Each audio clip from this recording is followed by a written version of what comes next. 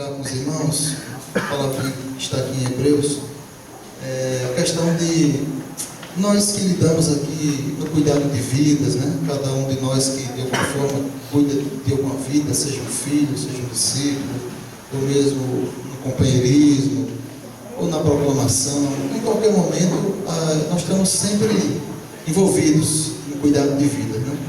E cuidar de vidas não é fácil. Eu lembro de Paulo falava que ele comparava o papel de pai e de mãe, quando ele falava aos Tessalonicenses, dizia que como ama, que cuidava do próprio filho, ele fazia assim com aqueles irmãos. Em outro momento ele fala que é como um pai que exortava os filhos dia após dia. Então, realmente, cuidar de vidas, se envolver com vidas, fazer discípulos, cuidar desses discípulos, parece muito mais cuidado de pai e filho, né? E que tem um desgaste, tem todo um envolvimento, porque não é uma coisa de dar uma informação e vai embora para casa, mas é se envolver com o coração, se envolver, investir tempo, investir a sua própria vida, né, na vida das pessoas. Isso naturalmente às vezes traz desgastes, às vezes traz alguns momentos tristes e uma luta muito grande, né? Isso tudo produz efeitos em nós, né? Então, esse meu cabelo aqui que vocês estão vendo, esse tipo de pintura aqui é 50 tons de cinza gospel.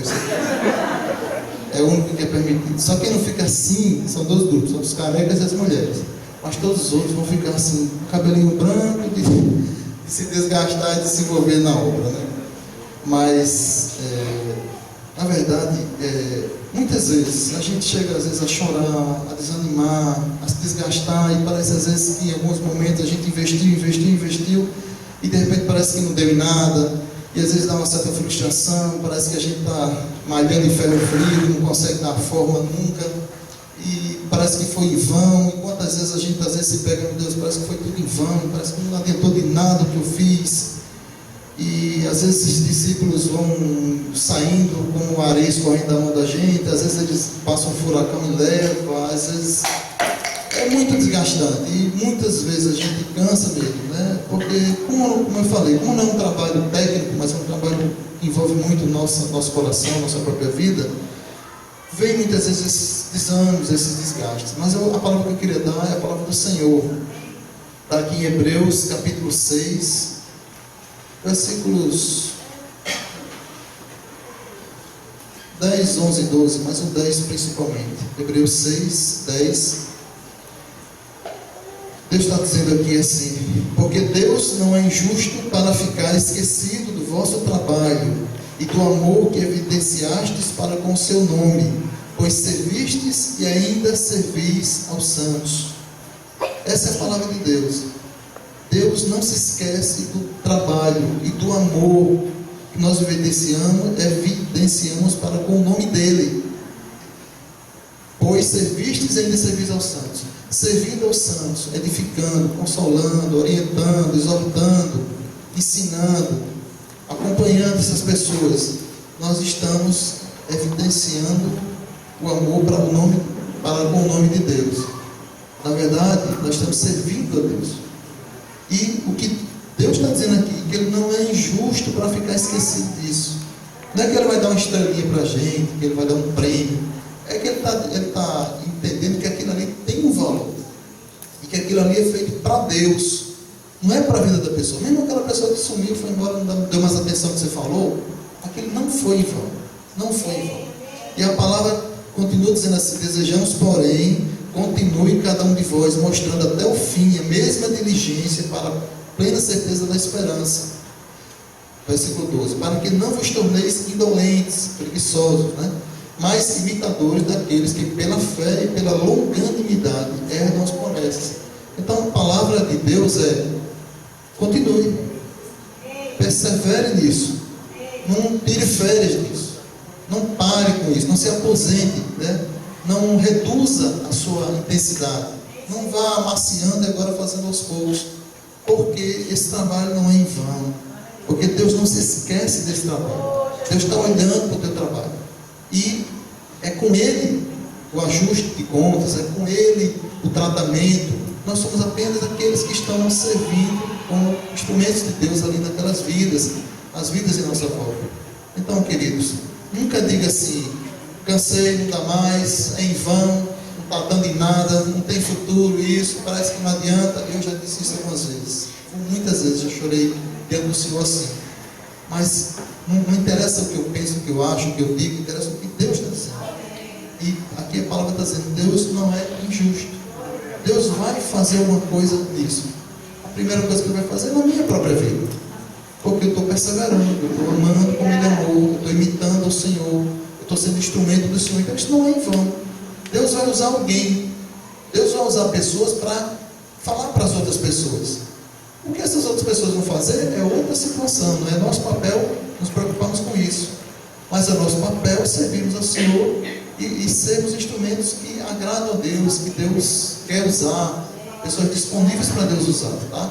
Então que a gente se encha de ânimo, de esperança, sabendo que essa obra que está sendo feita não é nossa obra, não é nosso discípulo, não é meu discípulo, não é meu grupo caseiro, não, é o Senhor, é do Senhor, tudo é para Ele, tudo é por meio dEle, e nos demos por felizes de podermos sermos usados para edificar vidas, em nome de Jesus. A primeira parte que nós já compartilhamos, eu quero apenas retomar para que possa inserir no contexto. Vamos começar lendo Mateus 6, 16 a 18. Vou pedir ajuda aqui do Davi e do Léo para adiantar um pouco aqui e ser um pouco mais rápido. Mateus 6, 16 a 18 foi o texto que lemos inicialmente, texto que está contido no Sermão do Monte, no qual Jesus, de forma muito clara, nos ensina sobre o jejum. Esse assunto não é muito complicado, ele é simples, a palavra sobre ele não deve ser muito complicada, e ela é meio instrutiva. Então, entenda que algumas coisas que vamos compartilhar são muito práticas, e precisam ser práticas para que isso gere no nosso coração uma prática normal. Alguns irmãos já têm essa prática há muito tempo, já vivem fazendo isso por muito tempo. Outros, vez por outra, praticam o jejum em certos momentos. Então, uma coisa que cada um diante do Senhor se apresenta no seu próprio coração para fazer, mas é algo muito prático, não tem e não deve ter muito o que falar sobre isso, porque jejuar é jejuar, enfim, né? Todos nós entendemos. Mas o Senhor dá aqui instruções muito claras em Mateus 6, a gente começa por esse texto, e vamos juntos passar por outros textos aqui, até chegar ao final dessa palavra. Mateus 6, 16 a 18, começando aí. E quando jejuardes, não vos mostreis contristados como os hipócritas, porque desfiguram o rosto, para que aos homens pareça que jejuam. Em verdade vos digo que já receberam o seu galardão. Porém tu, quando jejuares, unge a cabeça e lava o rosto, para não pareceres aos homens que jejuas, mas sim a teu Pai, que está oculto. E teu Pai, que vê o que está oculto, te recompensará. Amém, queridos? Instrução do Senhor Jesus relacionada com o jejum. Vou repetir algumas coisas que você pode ter anotado, só para retomar aqui. Isso deve ser prática normal na vida de um discípulo, como orar e ser generoso, por exemplo. Então, nós estamos falando de uma prática, não é algo que deve nos assustar nem questionar o nosso coração. É prática que deve ser comum em nossas vidas. Jesus está dando orientações sobre práticas diversas, inclui aí a prática de jejum ao lado da prática de oração, nos chamando a uma devoção normal diante de Deus, de forma verdadeira e espontânea. Devemos desejar fazer isso, devemos almejar isso, e deve ser normal, como discípulos, que venhamos a ter essa prática de jejum. A ausência do noivo nos leva naturalmente a jejuar, a desejar ardentemente orar e jejuar por isso. Então nós começamos com 4 perguntas, acho que ficamos na primeira ainda, relacionadas com o jejum. O que é o jejum para Deus? Vamos até aí, se não me falha a memória. O nosso jejum para Deus, oferecendo a Ele abstenção total ou parcial de alimentos. Paramos mais ou menos por aí, declarando que jejum não é passar fome, não é deixar de comer. Para nós que somos discípulos, é algo que vem do nosso coração pela saudade que sentimos Senhor. O Senhor não está aqui, está ausente. Então, sentimos falta da presença do Senhor e por isso jejuamos, por causa do Senhor.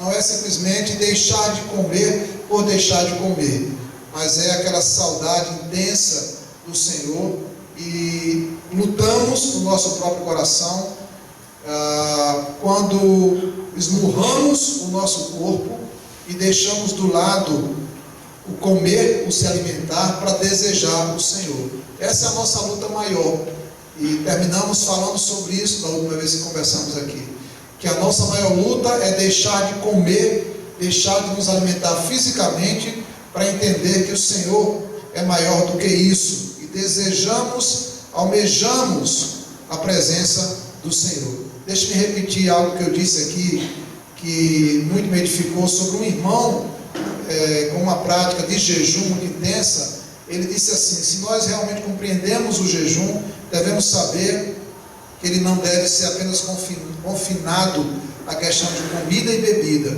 Ele deve incluir abstinência de coisas que sejam legítimas em favor de um propósito espiritual. E aí a gente abre mão dessas coisas por entender que o Senhor é maior do que elas. Eu falei isso para vocês.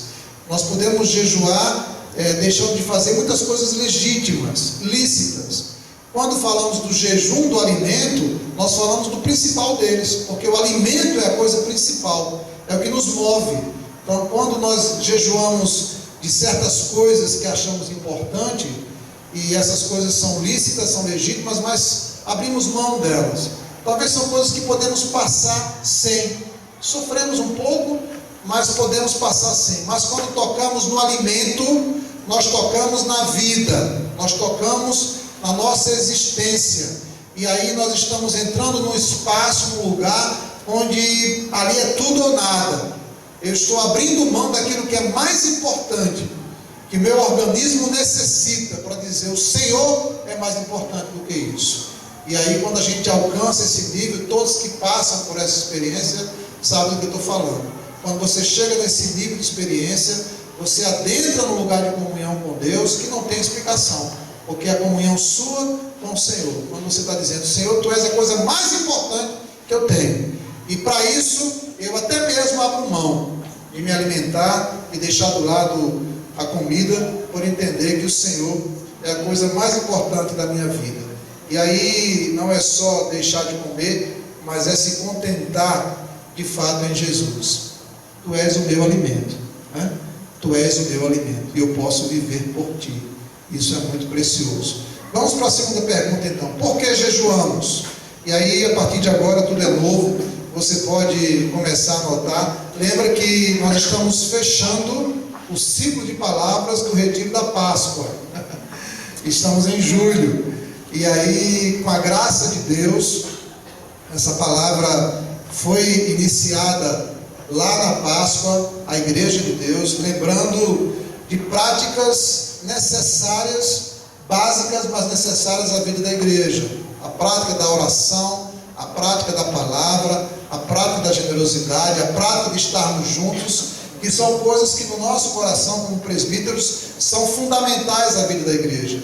E a gente não pode abrir mão de nenhuma delas. A gente não pode eleger uma delas como sendo a principal, mas dizer para os irmãos sempre: precisamos nos esforçar em praticar cada uma delas, nos animar nelas, buscar essa prática, porque dessas práticas a igreja depende para a sua existência.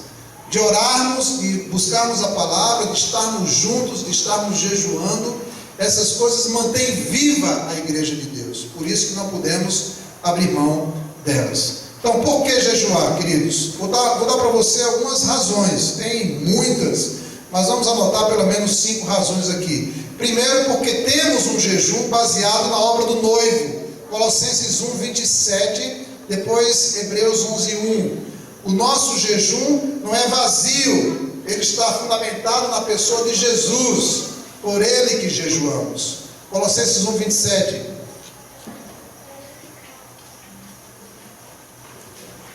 Oi?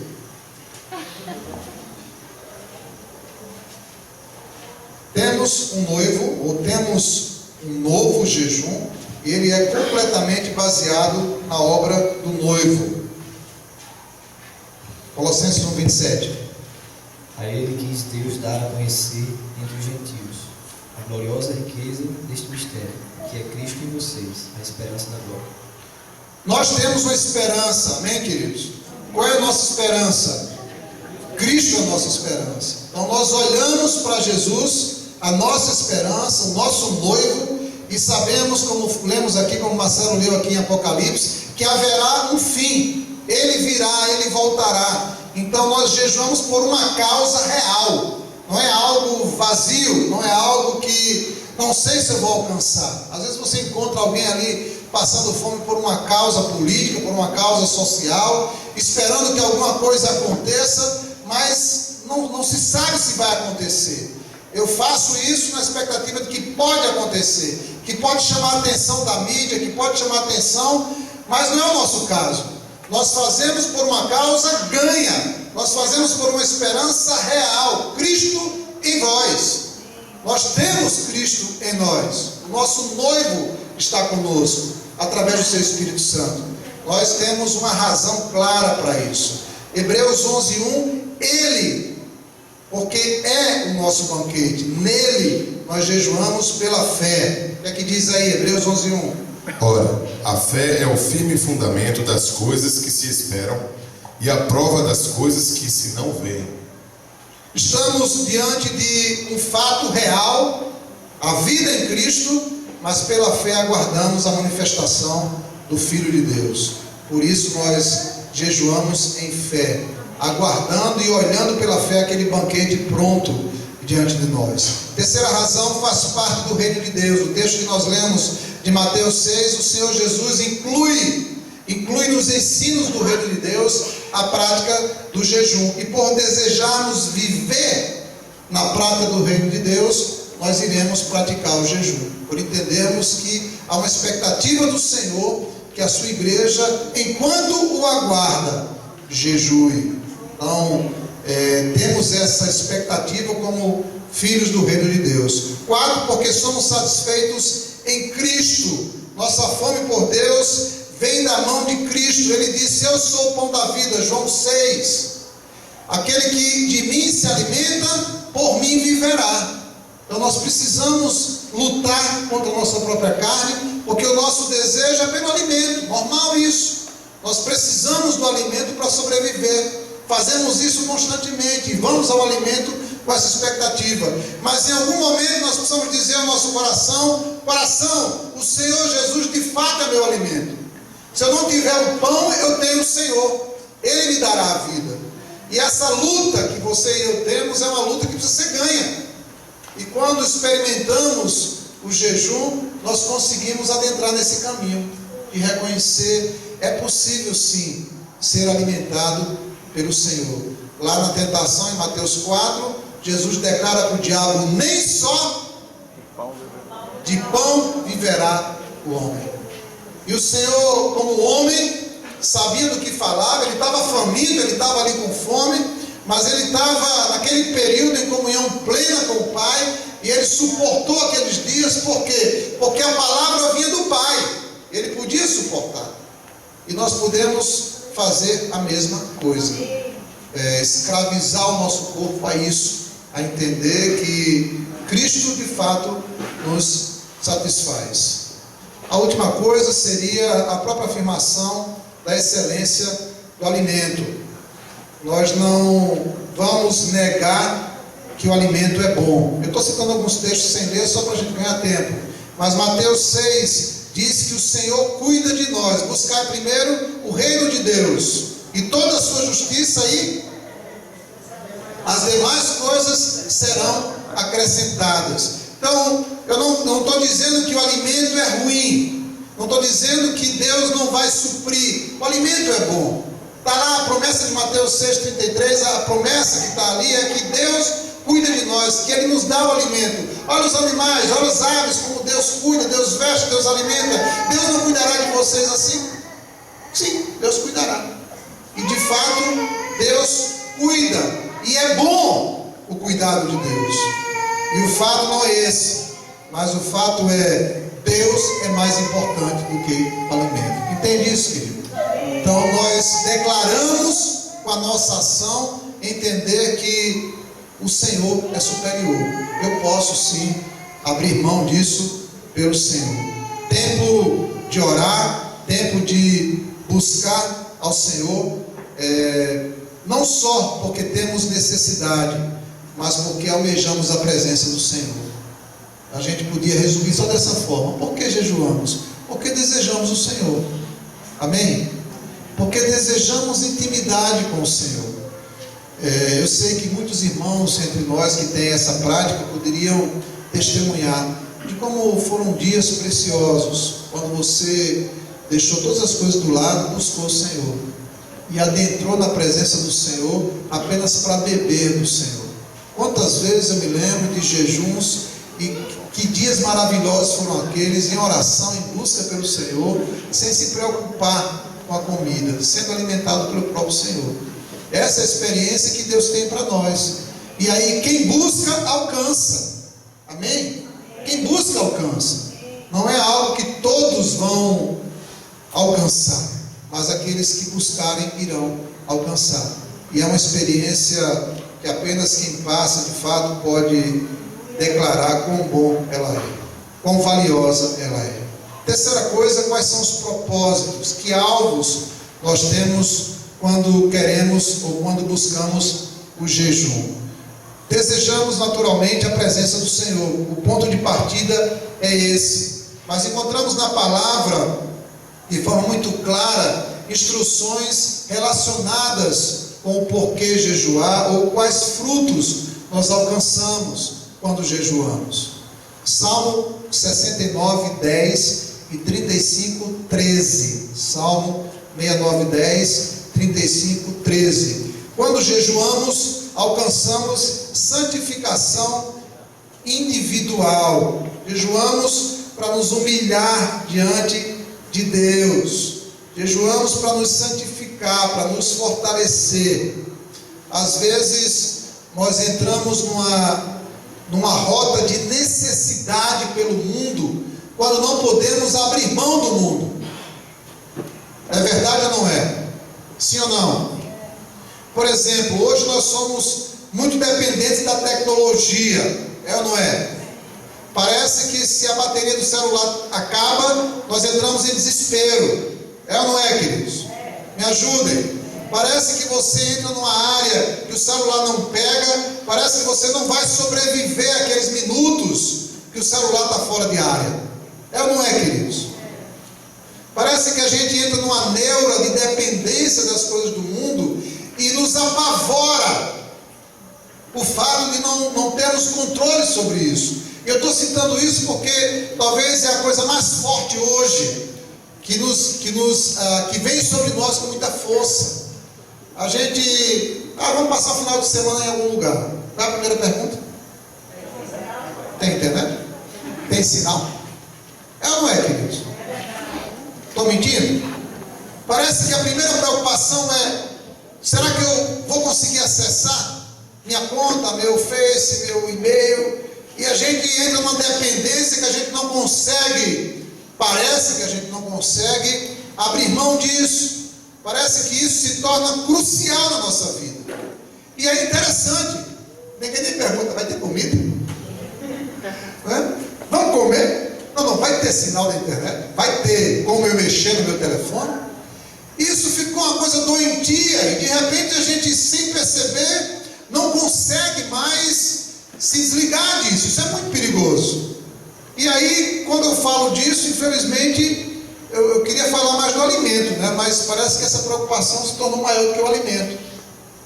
Mas claro que o alimento nos angustia, nos preocupa muito, e nós naturalmente trabalhamos pelo alimento, buscamos o alimento, e nos preocupa se não chega o alimento. Nos preocupa quando não vemos o alimento. Uma das experiências mais interessantes lá, Peter, no Haiti, andando, da última viagem que fizemos, Marcelo e eu, na casa dos irmãos, o que nos assustou muito foi chegar, não vou dizer casa, porque aqui não era casa, né, Marcelo? Não pode nem chamar de casa, onde os irmãos vivem, muitos deles, mas é você chegar no ambiente que os irmãos estão vivendo e você não encontrar nenhum sinal de comida. Isso para mim foi chocante. Você sabe o que é nenhum sinal de comida, querido? Você chega no ambiente, a pessoa vive naquele ambiente, 10 pessoas, 2 camas, uns baldes no chão, umas coisas, e sinal zero de comida. Zero, não tem nada que pareça com comida naquele lugar. E você fica pensando assim, vem cá, como é que essas pessoas sobrevivem? Como é que eles vão viver o próximo dia? Nem a gente sabe, nem eles também. Só Deus sabe. Eles estão lá em pé sobrevivendo, pela graça do Senhor Deus. Mas é angustiante porque nós, aqui, na graça de Deus, vamos ao supermercado, fazemos uma comprinha para aquela semana, entramos em casa, abrimos a porta do armário, tem lá alguma coisa para comer, abrimos a geladeira, tem uma coisa para comer, e você convive com isso tranquilo, está seguro. Você já sabe que vai chegar em casa mais tarde, tem um lanche pronto, que amanhã de manhã já sabe que vai tomar de café, que vai ter almoço amanhã. Isso é muito normal. Mas isso não pode ser maior do que o nosso desejo pelo Senhor. E algumas vezes o jejum se faz necessário para nos santificar. Sabia disso? Para dizer para o meu coração, ô coração imundo, você precisa se voltar para Deus. Eu vou abrir um parênteses aqui, que considero de muita importância. Cuidado com essa questão da tecnologia. Cuidado com a sua dependência hoje sobre essas coisas. Faz um jejum de uns dias aí, e liga o telefone, e liga algumas coisas, e vê se você consegue sobreviver alguns dias sem elas. Você vai ficar surpreso, você vai sobreviver. Com certeza você vai sobreviver. Mas é só para cuidar do coração, porque ele é muito enganoso. E ele nos leva por caminhos que nos afastam do Senhor. E a gente não pode cair nessa, queridos. Eu tenho plena convicção que nós não vamos caminhar pela opção de ter uma igreja que se relaciona pelo WhatsApp. Amém, Marcelo? Eu tenho plena convicção que nós não vamos substituir os nossos relacionamentos por conversas de WhatsApp, queridos. Preste atenção a isso. Nós não vamos fazer isso. Nós não cremos nisso. Isso pode ser muito útil, mas isso jamais substitui os nossos relacionamentos pessoais um a um, pessoa por pessoa. Mas eu sei que o diabo é astuto e ele trabalha por esse caminho. Então, o cuidado é que nós aprendamos para crescermos nisso. Um outro parêntese. Recentemente, aí, acho que a última vez dessa semana, traz uma reportagem sobre obesidade. O Brasil já está entre os 10 países mais obesos do mundo. O campeão dos campeões é os Estados Unidos, naturalmente, onde quase 20% da população é sobrepeso, quer dizer, já está em gordura mórbida, já em risco de vida. E nunca se comeu tanto, nunca se teve tanta comida disponível. E nós caímos no risco, naturalmente, de amar cada vez mais a comida, mais a comida, mais a comida, e nos afastar do Senhor. Salmo 69, 10, 35, 13. Até quando choro e jejum, tenho que suportar a zombaria. 35, 13. Mas quanto a mim, quando estavam enfermos, a minha veste era pano de saco. Humilhava a minha alma com o jejum, e a minha oração voltava para o meu seio. Precisamos humilhar a nossa alma, e um pouco de jejum ajuda, viu, querido? Faz bem, faça isso para que você possa receber essa graça de Deus. Segunda coisa, jejuamos para que Deus nos ouça. Eu vou dar os 2 textos e pedir para os meninos ler apenas um deles. O texto de Esdras 8, 21 a 23 e Neemias 9, 1 a 3. Eles vão ler Esdras 8, 21 a 23, mas anote também Neemias 9, 1 a 3. Expressa aqui um ardor, um zelo, a necessidade que temos da ajuda do Senhor Deus. Nos humilhamos para que Deus nos ouça. Queremos que Deus nos ouça. Quando dissemos assim para a igreja, queridos, vamos parar um mês aqui para jejuar, para orar, para clamar a Deus pelas nossas famílias. Nosso desejo é que Deus nos ouça. É que Deus ouça a nossa oração. Que Deus entenda que cremos que essas demandas são muito importantes, que elas afligem a nossa alma. E precisamos, às vezes, parar para fazer isso. O povo estava retornando do cativeiro, do exílio, e o povo tinha necessidade de jejuar e buscar a presença do Senhor. Esdras 8, 21 a 23. Então apregoei ali um jejum junto ao rio Ahava, para nos humilharmos diante da face de nosso Deus, para lhe pedirmos caminho direito para nós, para nossos filhos e para toda a nossa fazenda. Porque me envergonhei de pedir ao rei exército e cavaleiros para nos defender, para nos defenderem do inimigo no caminho, porquanto tínhamos falado ao rei, dizendo: a mão do nosso Deus é sobre todos os que o buscam para o bem, mas a sua força e a sua ira sobre todos os que o deixam. Nós, pois, jejuamos e pedimos isso ao nosso Deus, e moveu-se pelas nossas orações. Aleluia. Pedimos a quem? Ao nosso Deus. A quem vamos pedir? Ao nosso Deus. Como vamos pedir? Nossas orações, nossos jejuns, que alcançarão o coração do Senhor. Continuamos com essa mesma força que movia Esdras, que movia Neemias. Ela está conosco. Marcos 9, 29, o Senhor Jesus declarou: e essa casta não sai senão por jejum e oração. Anote aí. Precisamos jejuar muitas vezes para soltar cativos e derrotar ao próprio Satanás. Às vezes precisamos de um clamor diante do Senhor, porque são situações que são difíceis, são duras, não são fáceis. E Deus nos quer clamando, Deus nos quer humilhados em sua presença por essas situações. E não uma vez por outra lembrando da situação, mas clamando, fazendo questão, sendo chatos, vamos usar essa palavra, chegando de forma impertinente: eu preciso, eu quero, eu busco, para que Deus possa olhar para o nosso coração e dizer: ah, aí está um coração quebrantado, aí está um coração necessitado de mim. E aí o valor disso quem vai dar é você. O valor disso quem vai estabelecer é você. Se isso é tão importante, vai exigir de você muito. Se isso tem pouco valor, você vai lembrar vez por outra. E Deus tenha misericórdia. Também precisamos para expressar arrependimento. Aí você vai alistar Jonas 3, 10, 4 a 10. Jonas 3, 4 a 10. Jonas vai para Nínive pregar arrependimento. E o que aconteceu com a cidade, queridos? Aconteceu o que com a cidade de Nínive? Ela se arrependeu. Foi convocado um jejum no meio da cidade. Houve um quebrantamento mediante a mensagem que foi trazida até eles. E esse jejum, ele vem para expressar o arrependimento, para clamar pela misericórdia do Senhor.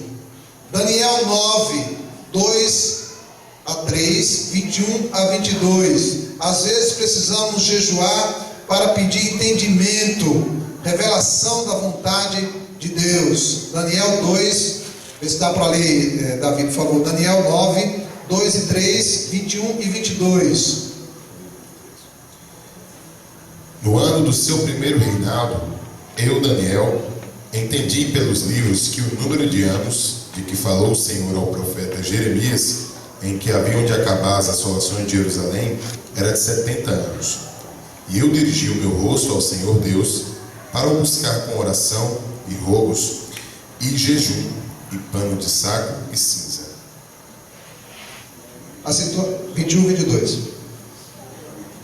Capítulo 9, 21 e 22. Enquanto eu ainda estava em oração, Gabriel, o homem que eu tinha visto na visão anterior, veio voando rapidamente para onde eu estava, à hora do sacrifício da tarde. Ele me instruiu e me disse: Daniel, agora vim para dar-lhe percepção e entendimento. Houve primeiro uma atitude de orar, de jejuar, de clamar pela revelação de Deus. Depois houve o quê? A resposta de Deus sobre isso. Então precisamos compreender que muitas vezes necessitaremos de entendimento, de revelação da vontade de Deus, e precisaremos chegar diante do Senhor jejuando, orando, clamando para que Deus nos dê a resposta. E muitas vezes não entendemos, não compreendemos, mas o anjo do Senhor virá para trazer essa resposta. Uma última razão seria para subjugar o nosso próprio corpo. 1 Coríntios 6, 12 e 13. Quando jejuamos, nós ajudamos o nosso próprio corpo a se disciplinar, a entender que muitas coisas são lícitas, mas nem todas convêm, nem todas devem ser uma prática na nossa vida. 1 Coríntios 6, 12 e 13. O que é que diz aí? Tudo me é permitido, mas nem tudo convém. Tudo me é permitido, mas eu não deixarei que nada me domine. Os alimentos foram feitos para o estômago e o estômago para os alimentos, mas Deus destruirá ambos. O corpo, porém, não é para a imoralidade, mas para o Senhor, e o Senhor para o corpo. Tudo é lícito, mas nem tudo convém. Eu não me deixarei dominar por nenhuma dessas coisas, inclusive o próprio alimento. Na prática de jejum, nós poderemos exercitar esse domínio e esse controle. E aí eu tenho que dizer isso é muito bom. Bom para mim, bom para você. Quando você encontra algo que está dominando a sua vida, faça o exercício de abrir mão disso e deixar isso do lado, para que você perceba que tipo de domínio isso tem sobre você. Você consegue de fato viver sem isso? E aí quando a gente fala do alimento, de novo, como é a coisa crucial para a nossa sobrevivência, é a prova maior que nós temos de dependência do Senhor. Quando chegamos a esse ponto, estamos abrindo mão daquilo que é mais importante para nós, porque temos medo de morrer se não comemos. E aí o nosso organismo pede esse alimento para sobreviver. Na hora que você abre mão dele, você está dizendo assim: rapaz, Deus é maior do que o alimento, e aí eu posso abrir mão desse alimento por Deus. Então é uma experiência que você pode ter espiritual, que vai trazer para você algo novo na sua vida. Os tipos de jejum, para a gente fechar, queridos, para ser mais prático ainda, nós podemos alistar aqui pelo menos 3 tipos de jejum que encontramos na palavra, que podemos praticar. Primeiro é um jejum normal, que seria a abstenção de alimento sólido ou líquido por 1 ou por mais dias. Esse é um jejum mais comum, que está listado no texto de Mateus que nós lemos, que era o que Jesus estava falando. Quando você jejuar, você jejua dessa forma. E aí você, se não tem problema de saúde, algumas pessoas não podem fazer isso por uma questão de saúde, mas se você não tem problema, você vai poder fazer isso durante 24 horas, 48 horas, sua experiência com o Senhor. Mas é uma coisa simples: deixa de comer o alimento sólido, mantém só água, ou por 1 dia, por 2 dias, por 3 dias. É aquele jejum que geralmente não é prejudicial e pode até durar alguns dias. Algumas pessoas têm experiências de passar vários dias nesse tipo de jejum. O jejum absoluto nós encontramos em Atos 9:9 e Deuteronômio 9:9. Você vai anotar esses 2 textos.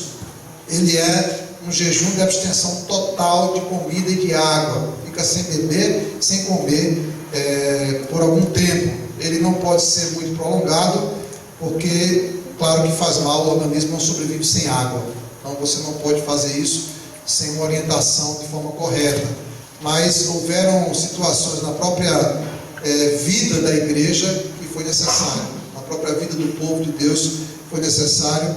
E você tem pelo menos 2 casos, o caso de Moisés e Elias, que foram jejuns mais prolongados, que foram jejuns sobrenaturais, e o caso do próprio Jesus. Então você tem aí momentos que Deus nos chama para isso. Nós precisamos ter clareza que o Senhor nos está conduzindo por esse lugar.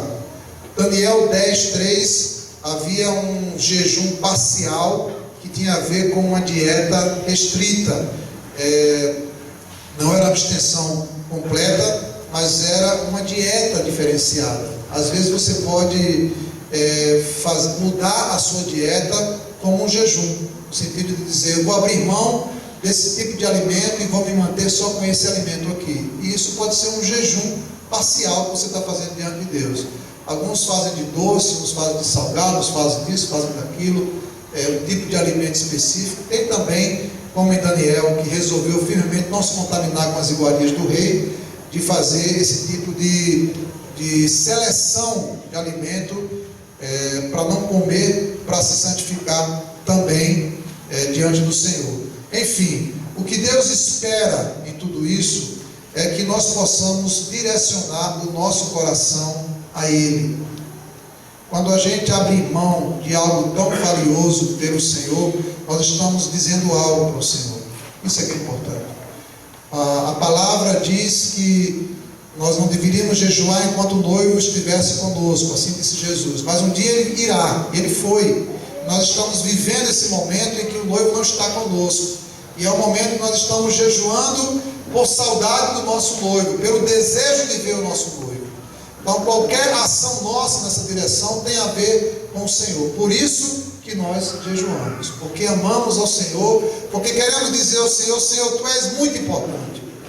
E nós desejamos tanto a Tua presença, que faremos isso por amor ao Teu nome. Aquilo que o Senhor disse por instrução em Mateus, no Sermão do Monte, é o que vale para nós hoje, queridos. Fazemos isso entre nós e o Senhor. Fazemos isso para o Senhor. Não é para chamar atenção, não é para nos sentirmos melhor do que ninguém. Tanto que o Senhor diz: faça, lava teu rosto, sai, como se nada tivesse acontecido. Porque isso é para você e o Senhor. É algo que tem a ver com a tua comunhão com o Senhor. Não é um elemento que vai nos qualificar. Os que jejuam são melhores do que os que não jejuam. Vamos revelar aqui esses para que todos vejam. De forma nenhuma. Deve ser algo da tua intimidade com o Senhor, que você faz e que você alcança a presença do Senhor. Mas é algo para nós. É uma prática que nos é direcionada como discípulos do Senhor. O desejo é que, assim como a oração, que assim como a palavra, a comunhão com os irmãos, um coração generoso, isso faça parte da tua vida, faça parte da minha vida. Se não experimentou ainda, a sugestão é: começa de forma simples. Começa tirando uma refeição, faz isso por algumas semanas, depois tira 2 refeições, depois vê se consegue passar um dia todo, mas é a tua experiência com o Senhor. Mas nós que já vivemos, que já fazemos isso, podemos testemunhar como é precioso quando humilhamos o nosso corpo, quando sujeitamos o nosso corpo e dizemos assim: Tu não é maior do que o meu Deus. Eu posso abrir mão até mesmo do alimento por amor ao Senhor. E aí você tem uma experiência sua com o Senhor, de clamor, de apresentar diante do Senhor talvez uma demanda grande que você tem. E você pode fazer isso, é legítimo, viu, querido? Não tem nenhum problema. Jejuar por demandas, jejuar por dificuldades é lícito. Essa situação que nós citamos de Lísia ao longo desses anos, quantas vezes eu não jejuei diante do Senhor por ela? Apresentei ao Senhor por ela. E o Senhor sabe disso. E a resposta veio. E nós temos demandas grandes que precisam da nossa oração e do nosso jejum. E precisamos chegar diante do Senhor com fé. Fazer isso com fé diante do Senhor. Mas é uma decisão sua. Quando convocamos a igreja em alguns momentos, convocamos por entender que existem demandas que exigirão de nós uma atitude como igreja de Jesus. E talvez faremos isso outras vezes. Iremos convocar a igreja para essas demandas. Mas existe uma demanda do teu coração. Existe uma possibilidade da gente pessoalmente buscar o Senhor, ter comunhão com o Senhor. E isso é uma experiência sua, pessoal. Então o desafio é: façamos isso, para que quando houver uma convocação, seja natural, né? Todos já fazem.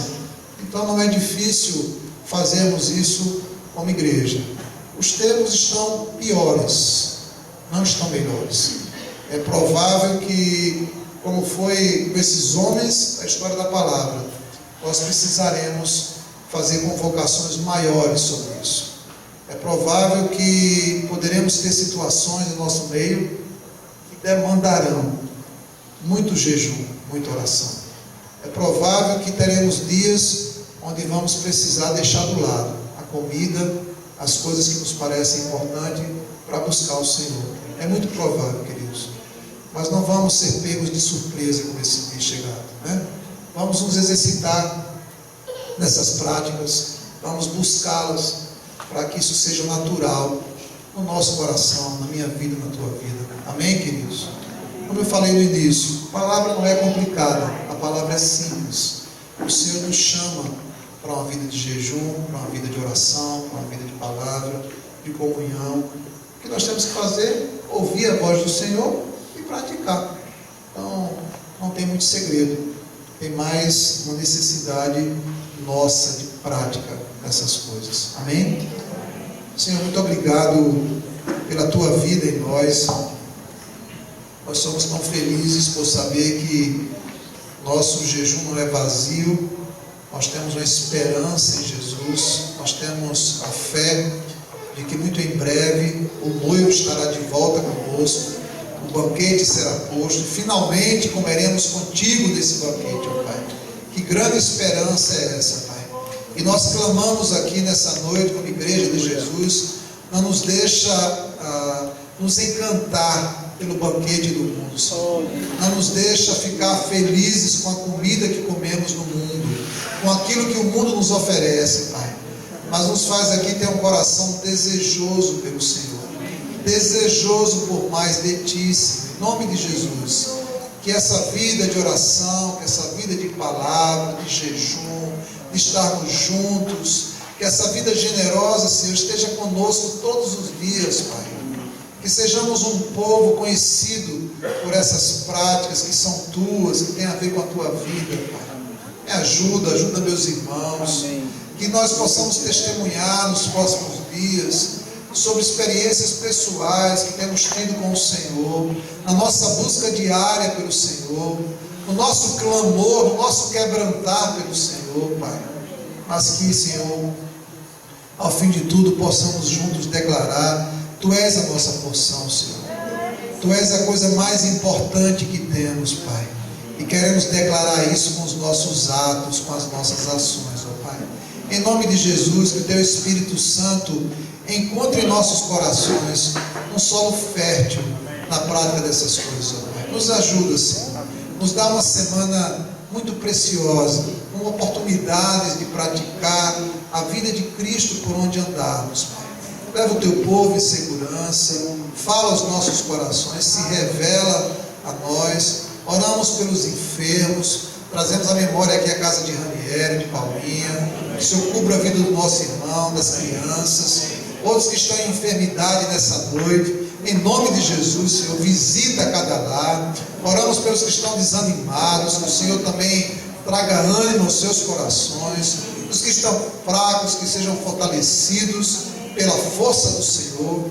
Em nome de Jesus, Pai, nos concede dias de grande presença do Senhor conosco, Pai.